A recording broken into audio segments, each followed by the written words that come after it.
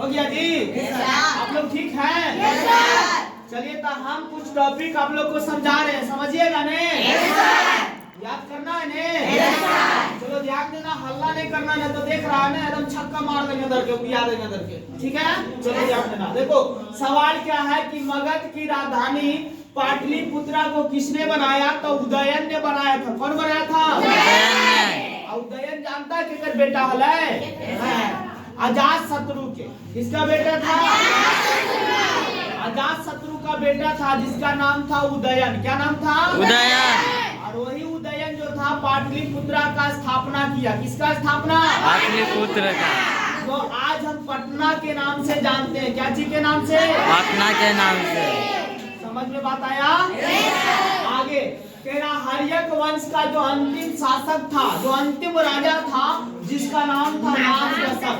कौन दशक? नागदशक। अच्छा, आपको ये भी बताए थे कि हर्यक वंश के संस्थापना बिंबिसार ने किया था। कौन किया था? बिंबिसार ने। और हर्यक वंश का जो अंतिम राजा हुआ वो था नागदशक। कौन दशक? नागदशक। फिर आगे तेरा मगध की राजधानी को पाटलिपुत्रा से वैशाली किसने परिवर्तन कर दिया? पहले मगध की राजधानी जो था पाटलिपुत्रा था और उसको वैशाली ले चल गया। और एक कौन किया?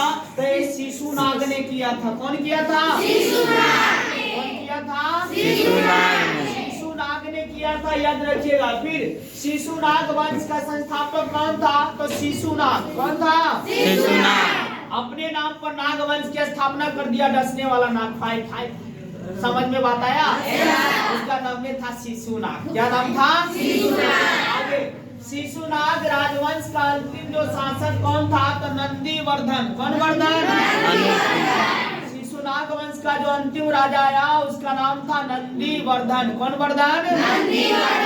फिर सिकंदर किसके शासन काल में भारत पर आक्रमण किया? तो उस समय धनानंद के शासन काल था। किसका शासन काल? विदेशी यात्री थे जब भारत पर आक्रमण करने आए थे 326 ईसा पूर्व में। तो उस समय वहां के राजा मगध का राजा था धनानंद। कौन था? अरे धनानंद था एकदम क्रूर शासक था, अत्याचारी शासक था, एकदम शराब पी के एकदम धूत रहता था, बड़ा रहता था जिसको बोलते हैं। समझ में बात आया? तो कहीं न कहीं उस समय धनानंद का शासन काल था। किसका शासन काल? धनानंद की हत्या किसने किया? चंद्रगुप्त मौर्य ने। कौन किया? चंद्रगुप्त मौर्य। वो धनानंद की हत्या जो कर दिया चंद्रगुप्त मौर्य ने। कौन कर दिया? क्योंकि धनानंद को हराने के बाद मगध में एक ऐसे वंश की स्थापना हुआ जिसका नाम पड़ गया मौर्य वंश। कौन वंश? मौर्य वंश। और मौर्य वंश की स्थापना किया था चंद्रगुप्त मौर्य। कौन किया था? चंद्रगुप्त मौर्य। ये ध्यान देना, चंद्रगुप्त मौर्य के गुरु थे चाणक्य। कौन थे? चाणक्य। कौन थे? चाणक्य। बिना गुरु का ज्ञान कहाँ से आता है? तो वही छोटा बच्चा था, उसको सिखाया, ट्रेनिंग दिया।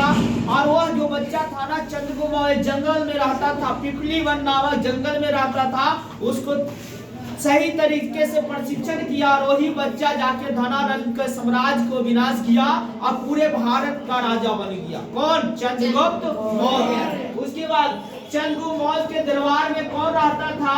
तो मेगास्थनीज। कौन रहता था? मेगास्थनीज चंद्रगुप्त मौर्य के दरबारी कवि थे। अब चंद्रगुप्त मौर्य के दरबार में रहते हुए उसने मेगास्थनीज ने कौन सा पुस्तक लिखा? The indica. क्या लिखा? कौन सा पुस्तक? तो इस प्रकार से सारा पॉइंट आप लोग याद कर लीजिएगा। कर लीजिएगा? उम्मीद करें क्लास कंटिन्यू आइएगा तो है ना? चलिए, धन्यवाद।